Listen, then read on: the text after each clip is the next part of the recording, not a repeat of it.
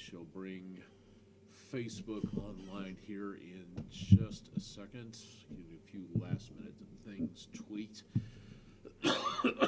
Beg your pardon. It's been a nasty day. Picking up a virus from who knows where when your 4-year-old brings it home. Rather have a difficult time dealing with the fallout on that. But that's enough of that. Let's get into some weather. And hopefully that'll make me feel a little bit better anyway.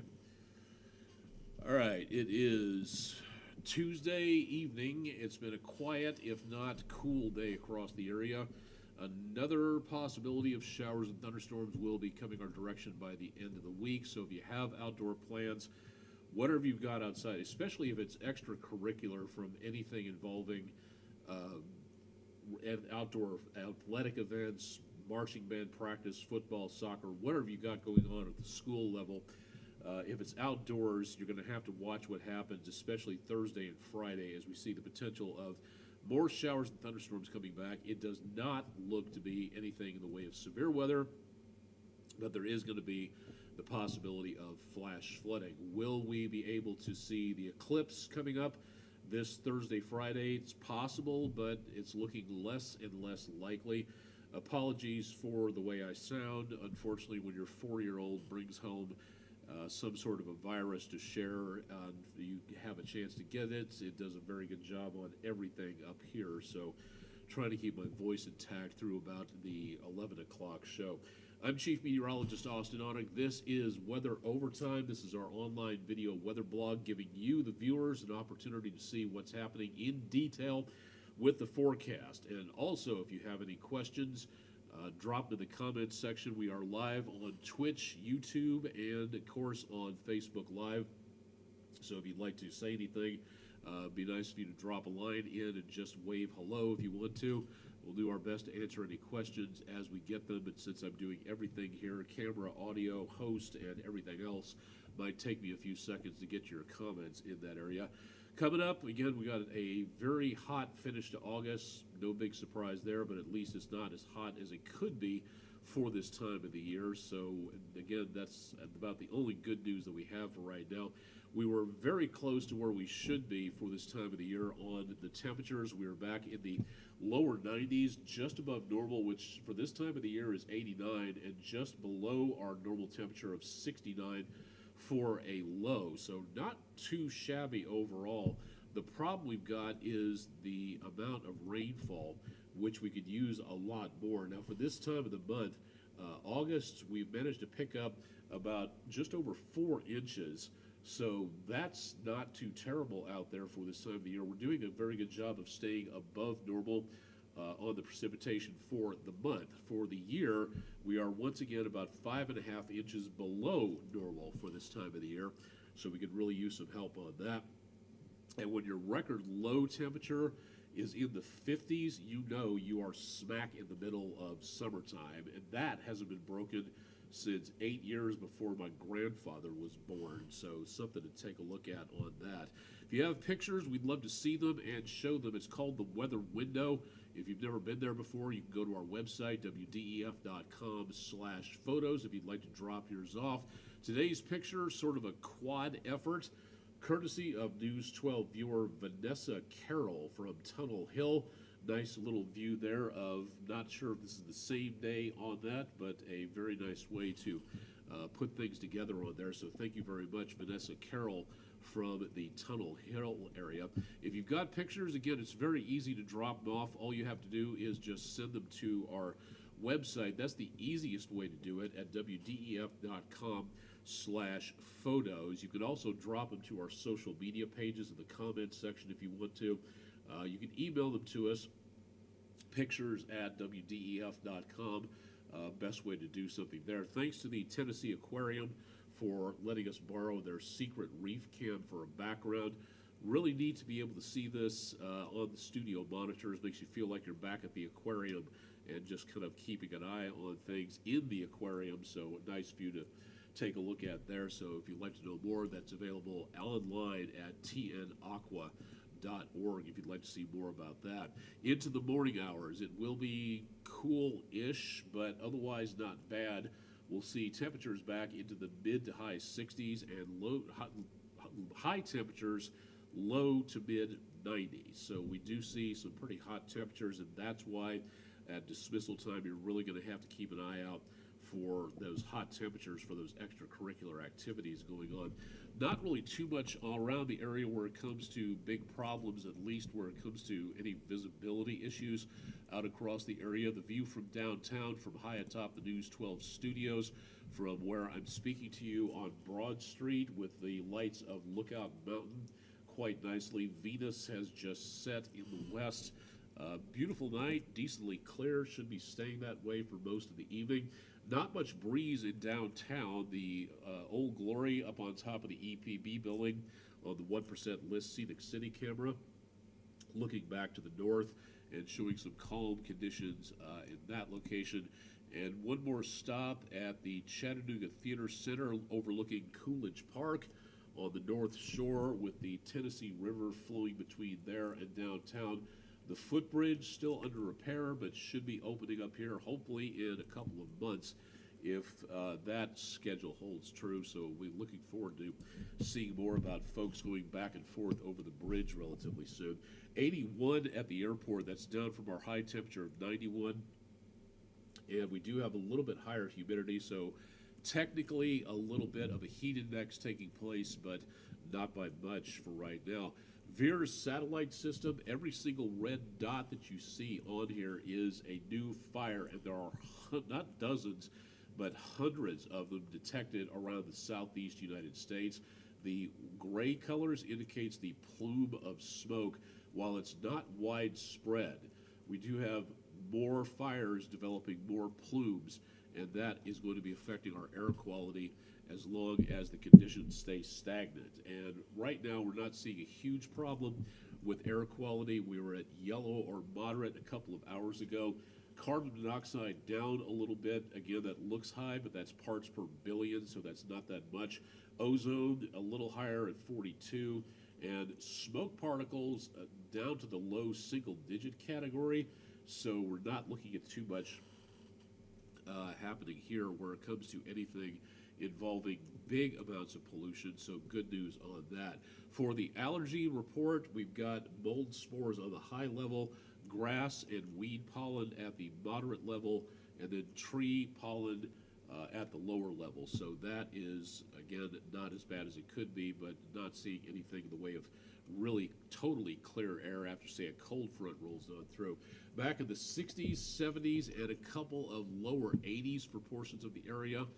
It's very pleasant. It's a little bit on the warm side, but otherwise, and in some areas, higher elevations, a little bit cooler for right now, but not seeing anything in the way of 90s out there, but close to the 90s, well back over toward the south central United States, the Red River, lower Mississippi Valley, rather toasty out there. 60s and 70s, well back to our northeast in portions of the Appalachians and up into the Virginias as well. We've got warm air coming back from the Gulf and a lot of very dry air that helped us keep the humidities down a little bit. That is going to be reversing as high pressure moves over to the east. So air around high pressure rotating clockwise will send that moisture-rich air up our direction, which means our next storm systems will be moving in from the northwest. The one on the lower portion of your screen, that one will help to kick the moisture up, and then the one on the top portion up around the Great Lakes, that will be making its way into around the area Thursday and Friday, which will give us the potential of some more problems with showers and thunderstorms. And that is where we see, again, the potential problems. Wednesday doesn't look like too much. It's Wednesday night late into early Thursday that we could be seeing some problems. And then that front will escort its way through Thursday into Friday. That is not good news on timing, because that overnight is where we see the eclipse happening, and with rain and clouds out there, it's a good possibility now that our seeing conditions will not be great. It'll be nice to see it if we get to see it at all, but for right now, it really just does not look like we're going to be seeing anything outside of maybe some glimpses of the eclipse.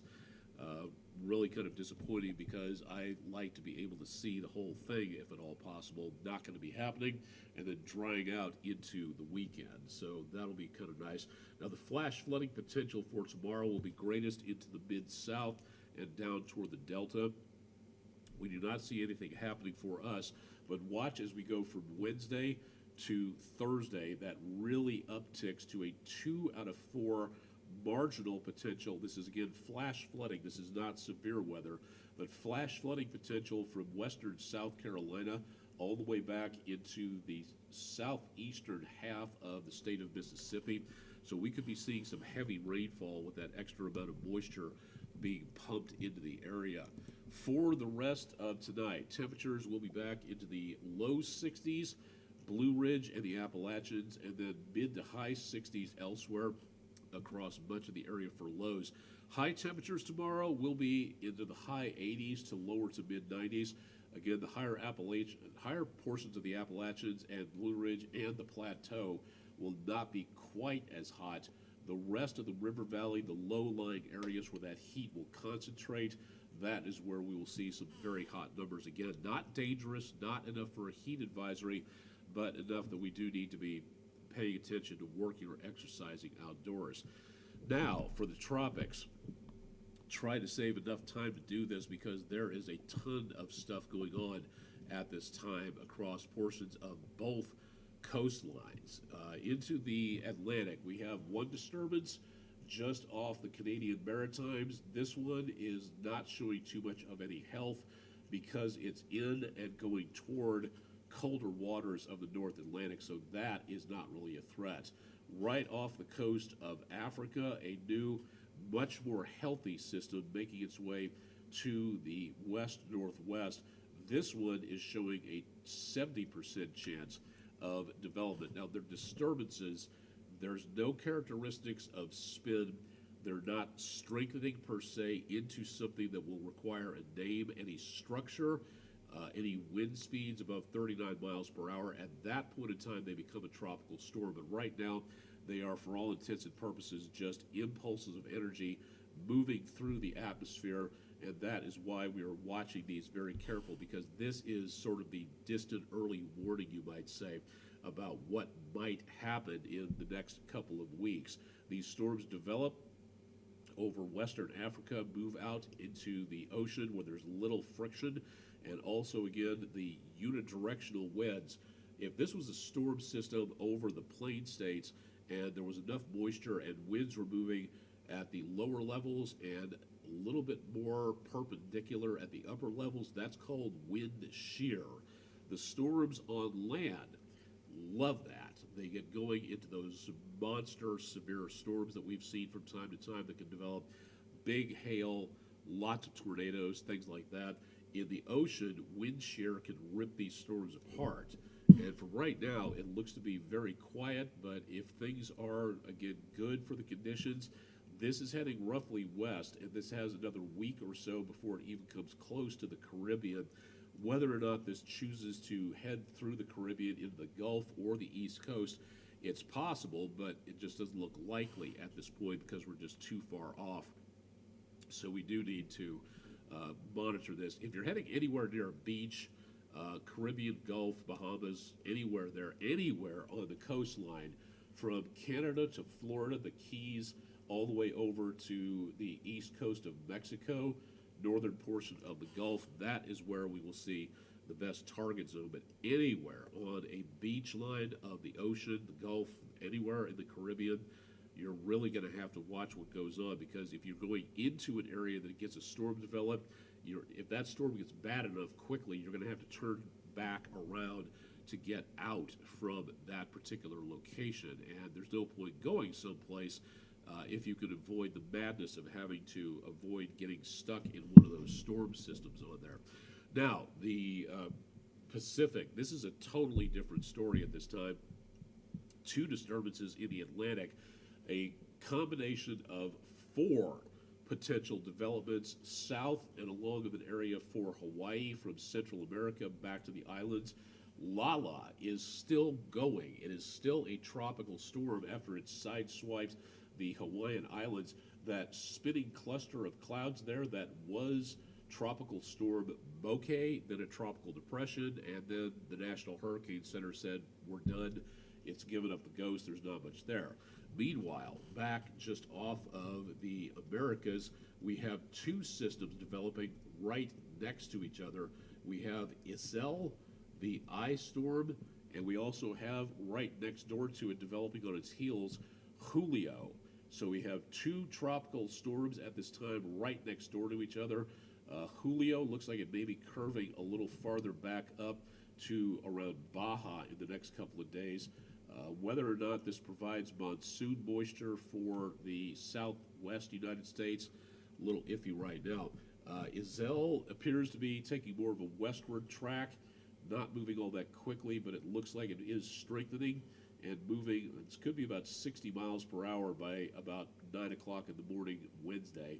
So these two storms, one moving west and the other one moving north at this point, that will take care of both of those, but neither of these, any of these, outside of Julio, which might move up our direction, I don't see anything that says that this is going to be an immediate threat to any part of the United States. Mexico, around Baja, Julio could be a potential problem there, and any of these storm systems here, the ones to the east of Hawaii, those could pose a problem to Hawaii, so if you're heading that way for a quick late summer vacation, you may have to watch out for those. And outside of that, three active storm systems, Lala, Isel, and Julio. This is very active. Again, it's a good possibility that El Nino is having something to do with this more active season going on. Again, please use caution and definitely want to keep it tuned to News 12 as we can keep you updated on more about what is actually happening out there. Temperatures into the next few days. It will end August and head into September next Tuesday. The difference between the astronomical seasons, we're about a month away from autumn. We're not that far away at this point in time, but the transition between the months that contain the changeover in astronomical seasons, the beginning of that month, so in this case September the 1st, that is known as the end of meteorological summer and the beginning of meteorological autumn. So we're coming close to that change in seasons right there. So meteorological autumn will begin next week today. The lunar eclipse, as we see dry conditions for Wednesday, heading into Thursday and especially Thursday night and Friday. The latest forecast that we were looking at seems to say that showers and thunderstorms will be diminishing as we get into eclipse time, but it doesn't clear out, and the last forecast that I saw from the National Weather Service was showing a degradation of the viewing conditions. 80% cloud cover, which again, that's, you can see maybe just a little bit out there, but not by much. There's still a lot of time to see what goes on, and hopefully we'll be able to catch some of the eclipse as we get into the next couple of days. We'll see what actually happens here, but again, Thursday night into Friday, hopefully everybody else has some good viewing conditions.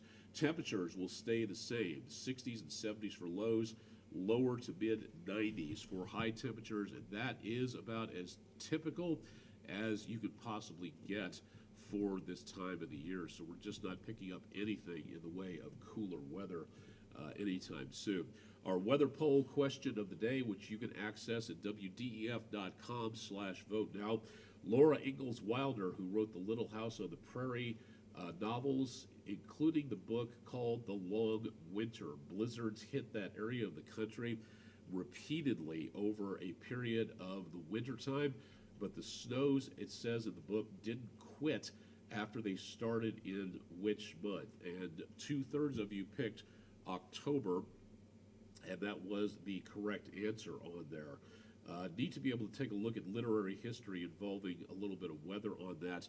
And if you've ever been through that area of the country, the high plains, anything west of Kansas City over toward Denver, you know that as you go farther toward the Rockies, the high plains, anything past about September the 1st, you really have to pay attention to what's going on with the weather, because it can change in a New York minute out there, and there can be blizzards that could take place when the conditions are right. Not so much in September, but in October and November, that possibility really goes up. And if you're traveling, I don't know if you've ever been out that direction. I grew up in Topeka, Kansas. And the farther west you go on I-70 toward Denver, there are barricades that are designed to swing closed across the interstate entrances and exits so that you can't get on the interstate at any point in time, because to prevent people from saying, oh, no problem, I can make it, sure, no problem. No, those blizzards are nothing to be messing around with. They are dangerous and they can become deadly. So this, not entirely surprised to see some October snow going on in portions of that part of the Midwest. Williams Plumbing sponsoring our weather poll of the day. Use the QR code to get there, or again, go to our website at wdef.com/vote. Now, sports, news, all sorts of other polls available online, so please find out more. If you'd like to give a shout to see what's going on with all those in that area, would love to see you drop by and cast your ballot. So thank you very much to everybody who did a good job in voting in our poll for today. For tomorrow morning, temperatures back in the high 60s to lower 70s, really just not getting a lot of very cool weather, at least for right now anyway, but that's not too far around the corner, so we'll be looking for maybe some frost, which would be nice for all of us allergy sufferers out there. Chip Chapman has got more on your forecast coming up bright and early on the morning show, so please stay tuned for that. That'll be starting at 5 a.m. Eastern time, so tune in for that. If you can't watch on TV, watch online at wdef.com/live. If you'd like to tune in for that, for our morning show, that's available online there. That'll do it for tonight. I think we pretty well covered all the bases on things. It's relatively quiet. There's really just not a lot going on, which is just fine at this point. We are kind of moving into a more active period of time. October, November, early December for us in this area of the country means more stronger storms, severe weather. The late autumn, early winter time frame can be very active, and that is where we can see a lot of problems coming our way. So it's more important than ever to stay up to date with what's going on with the weather on that. Thank you very much to everybody for joining us on Twitch, YouTube, and Facebook Live on there.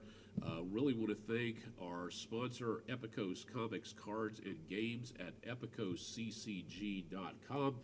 If you'd like to frequent their store here in Chattanooga, please do so. We'll support your local brick and mortar comic book stores. It's best to support them before we lose them, and just a couple of bucks every once in a while, that helps to stimulate the local economy. And comic books are a great way to introduce kids to literature, to writing, to artwork, all sorts of neat things like that. And with the sad passing of Dolly Parton today, consider donating to her imagination library. There are kids out there that could use the books and could use your help on stuff like that. The best way to fight illiteracy, which is at shockingly high levels in this country, the best way to do that is to get more books into the hands of more people, to both teach reading and to encourage reading. And I wish that people would stop looking on reading as a chore, or that you just don't have time. Well, that's the grown-up version of the dog ate my homework. So something to consider there on that, if you're able to make certain that you are able to contribute to Ms. Parton's Imagination Library. Great opportunity to help others who could use your help on the books. That'll do it. We'll wrap it up for tonight, Peak of the Week Wednesday. Thanks for joining us on News 12. We'll have more tonight at 11, more tomorrow with Chip Chapman in the morning, and I'll be on during the afternoon, assuming my voice holds out.